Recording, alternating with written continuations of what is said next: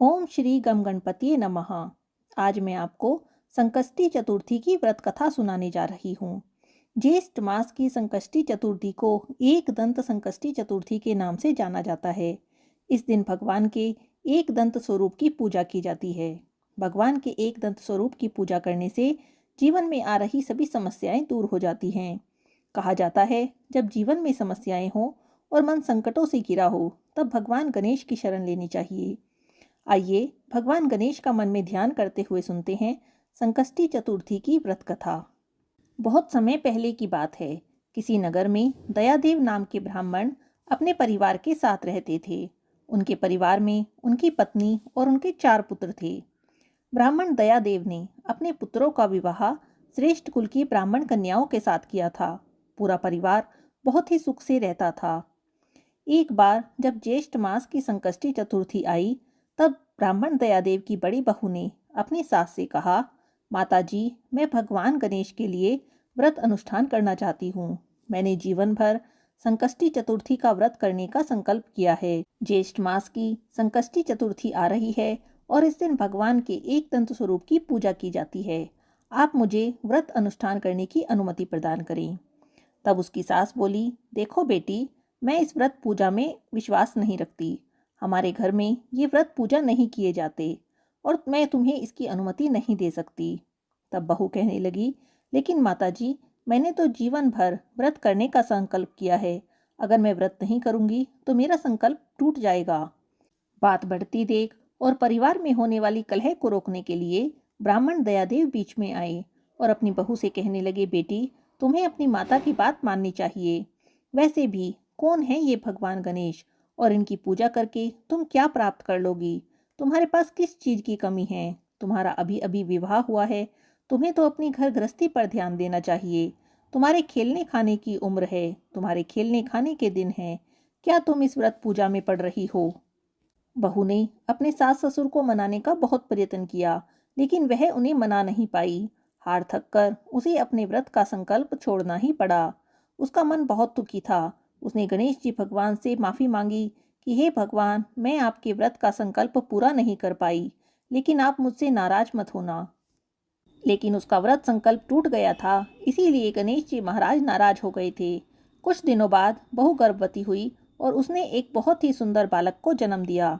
जब वह बालक बड़ा हो गया, तब ब्राह्मण दयादेव ने उसका विवाह भी श्रेष्ठ ब्राह्मण कुल की एक कन्या के साथ तय कर दिया। घर में विवाह की तैयारियां होने लगी। पूरा परिवार बहुत ही खुश था। जिस दिन विवाह का दिन था, उस दिन पूरे घर में चहल पहल हो रही थी। विवाह की तैयारियां की जा रही थी। विवाह का मुहूर्त हुआ और पंडित जी ने वर को बुलाने के लिए कहा। वर को बुलाने के लिए कोई दूल्हे के कमरे में गया तो देखा वहां पर दूल्हा है ही नहीं। विवाह से तुरंत पहले दूल्हा कहाँ चला गया? सब लोग परेशान हो गए और दूल्हे को खोजने लगे। चारों तरफ भगदड़ मच गई।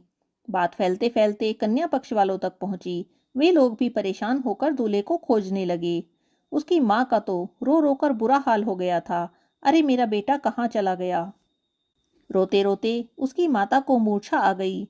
मूर्छित अवस्था में ही उसने देखा जैसे कि गणेश जी महाराज उसके सामने हैं और उसे कह रहे हैं, तुमने मेरे व्रत का संकल्प तोड़ा है, इसीलिए तुम्हें यह दुख प्राप्त हो रहा है। तब वह रो रो कर भगवान गणेश से प्रार्थना करने लगी, हे भगवान, मुझे माफ कर दीजिए। मैं दोबारा से आपके व्रत का संकल्प करूंगी और विधि विधान से आपके व्रत को करूंगी। आप मुझे मेरा बेटा सकुशल वापस लौटा दीजिए। ऐसा स्वप्न देखकर उसकी नींद खुल जाती है। तब वह अपने ससुर से कहती है, आपने मुझे भगवान गणेश का व्रत नहीं करने दिया। मेरा संकष्टी चतुर्थी का व्रत भंग हो गया। इसी कारण हमें यह दुख प्राप्त हो रहा है। भगवान गणेश की कृपा से तो सभी कार्य सिद्ध हो जाते हैं। जब भी कोई कार्य शुरू किया जाता है, तब भगवान गणेश का नाम लिया जाता है। भगवान गणेश की कृपा हो तभी कार्य में सफलता प्राप्त होती है। लेकिन वही गणेश जी अगर नाराज हो जाएं तो मनुष्य को किस प्रकार अपने कार्यों में सफलता प्राप्त हो सकती है? भगवान गणेश हमसे नाराज हैं, इसीलिए विवाह जैसे पवित्र कार्य में भी अड़चन पड़ गया है। मैं भगवान गणेश का वह व्रत दोबारा से करूंगी और भगवान गणेश से प्रार्थना करूंगी कि मेरा बेटा जहां भी हो सकुशल घर वापस आ जाए। तभी वह कन्या आगे आती है जिससे उस लड़के का विवाह होना था।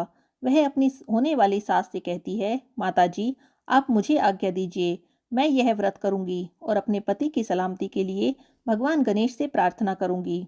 तब वह कन्या विधि विधान से भगवान गणेश का संकष्टी चतुर्थी व्रत करने लगती है। विधि विधान से भगवान गणेश की पूजा करती है और अपने पति की सलामती के लिए प्रार्थना करती है। जब ज्येष्ठ मास की संकष्टी चतुर्थी दोबारा से आती है तो उस कन्या ने व्रत रखा होता है। तभी दरवाजे पर एक ब्राह्मण आकर भिक्षा के लिए आवाज लगाते हैं। वह ब्राह्मण और कोई नहीं, स्वयं गणेश जी थे, जो इस कन्या की परीक्षा लेने आए थे। वह भोजन के लिए आवाज लगाते हैं। तब वह कन्या बाहर जाती है और हाथ जोड़कर बड़े बड़े ही विनम्र स्वर में कहती है, हे ब्राह्मण देव, आइए, आपका स्वागत है, बताइए मैं आपकी क्या सेवा कर सकती हूँ। तब वह ब्राह्मण देव कहते हैं, हे बेटी, मैं बहुत दिनों से भूखा हूँ, तुम मुझे इतना भोजन कराओ कि मेरी तृप्ति हो जाए, मुझे संतोष प्राप्त हो। तब वह ब्राह्मण को बैठने के लिए आसन देती है और बड़े प्रेम से ब्राह्मण देव को भोजन कराती है। भोजन कर लेने के बाद ब्राह्मण वेशधारी गणेश जी कहते हैं, मैं तुम्हारी सेवा से बहुत प्रसन्न हूँ, तुम जो चाहे मुझसे वर मांग सकती हो। तब वह कन्या कहती है कि अगर आप मुझ पर प्रसन्न हैं तो आप मुझे ऐसा आशीर्वाद दीजिए कि मुझे मेरे पति के दर्शन हो सके। तब भगवान गणेश कहते हैं, ऐसा ही होगा। ऐसा कहकर भगवान गणेश वहां से अंतर्ध्यान हो जाते हैं। उधर जंगल में एक लड़का भूखा प्यासा इधर उधर घूम रहा होता है। तभी उसे सामने से कुछ लोग आते हुए दिखाई देते हैं। वह दौड़कर उनके पास जाता है। उसे पता चलता है कि वे तीर्थ यात्रा करके आ रहे हैं और अपने नगर जा रहे हैं। तब वे लोग उस लड़के से पूछते हैं कि तुम कौन हो और इस भीषण जंगल में अकेले क्या कर रहे हो। तब वह कहता है कि मेरा विवाह होने वाला था, मैं अपनी होने वाली पत्नी के लिए कुछ पुष्प लेने आया और जंगल में रास्ता भटक गया और अब मुझे बाहर निकलने का मार्ग नहीं मिल रहा है। तब वे लोग कहते हैं कि कोई बात नहीं, तुम हमारे साथ चलो, हम तुम्हें इस जंगल से बाहर निकाल देंगे। तब वह लड़का उनके साथ चल देता है। तब वे उस लड़के से उसके नगर का और उसके घर का पता पूछते हैं और उसे उसके घर तक पहुंचा देते हैं। ब्राह्मण दयादेव अपने पोते को सकुशल अपने घर आया देखकर बहुत प्रसन्न होते हैं।